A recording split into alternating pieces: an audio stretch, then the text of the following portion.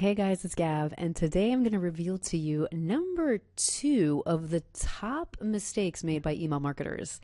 And today I'm going to reveal to you number two, and this is a doozy for me. This is something that I actually go over with a lot of clients, and it's a big misconception. So, a lot of people, a lot of email marketers tend to gauge their success by return on investments. Now, there's nothing wrong with that. However, the problem with return on investment is that it doesn't leave you much room to actually see where you can improve. So you can't clearly see where your areas of improvement are. So what I like to actually do is I like to drill down a little bit more in terms of the actual email metrics so that I can actually show clients where just making even small improvements can yield huge revenue potentials. So let's actually just take a look at this. So I created a simple spreadsheet for you guys. Now, if you guys want this, just email me and I'll send this to you.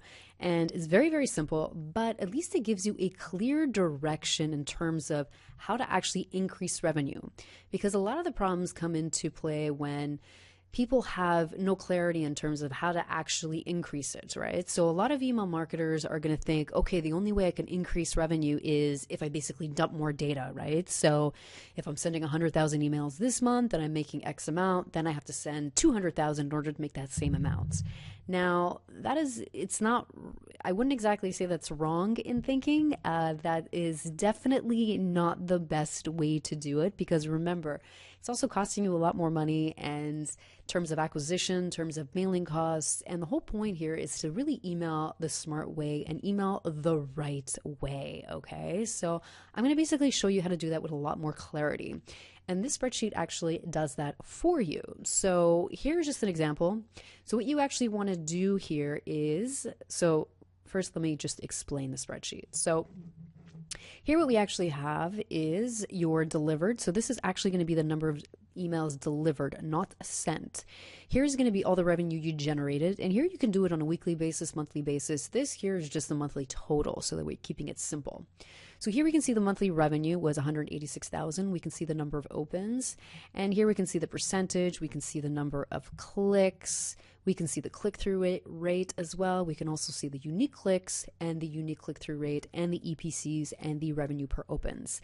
So here you can actually tell now that the variables that you're going to change, because there are certain formulas set already in this spreadsheet, the formulas you're going to change are the ones in this peaches color here. I'm not exactly sure what color it is, but these are what you're going to replace with your own values. So here you're going to say the emails delivered, you're going to put the revenue that you generated, you're going to put the number of opens, and you're going to follow along, right? Now your earnings per click, this is calculated for you directly based on the revenue generated. So you should hopefully have the monthly revenue generated.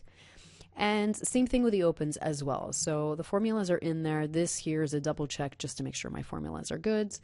And basically here now what's going to happen is that you have two other rows. You have this row, which is projected revenue by increasing opens. And then you have projected revenue just by increasing click-through rates. So let's just say these were your numbers for the month, right? So you sent out 11 million, we generated 186,000 in revenue, opens was 11%. So now let's just say I didn't change anything about the ad copy, didn't change anything. The only thing I changed was let's just focus on increasing opens. Now, of course, we all know that to increase opens, there's definitely different strategies that we can do.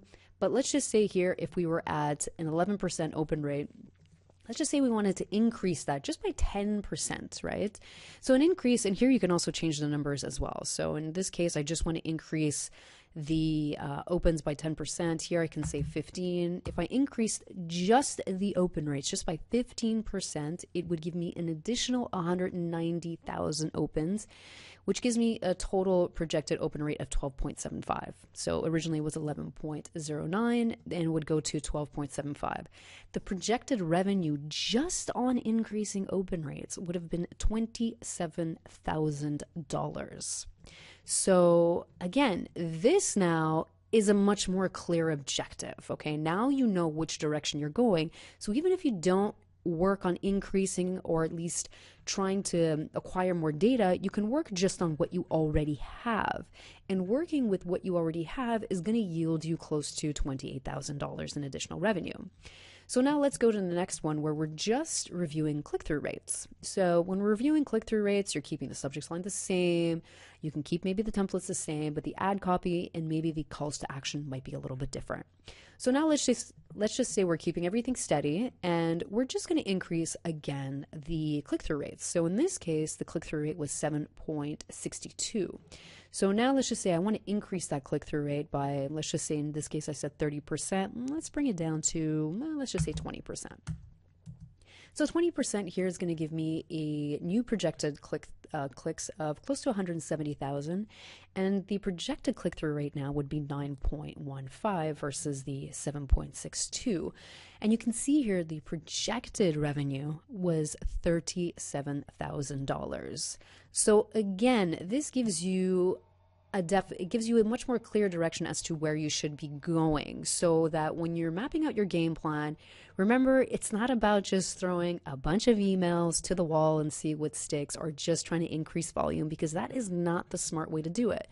The smarter way is really having a plan of attack, and in this case, you can increase your opens and increase your click-through rates. And you can see here, just by implementing these two small changes, how much additional revenue you could have made. And you can see here, close to $65,000 could have been made on top of the $186,000.